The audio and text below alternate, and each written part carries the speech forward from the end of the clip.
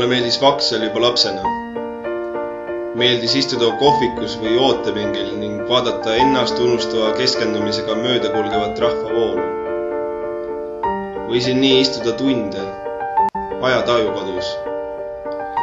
Kuid mulle meeldis ka jaamahoone.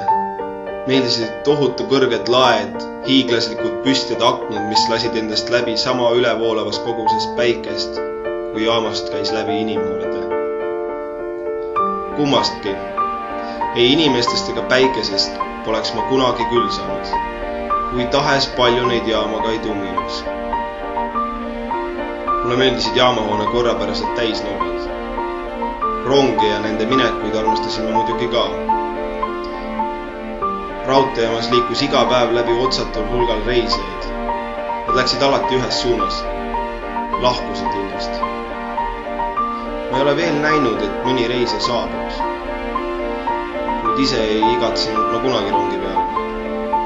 Mul ei tekkinud kunagi tahtmis sõita kuskile kaugele ära.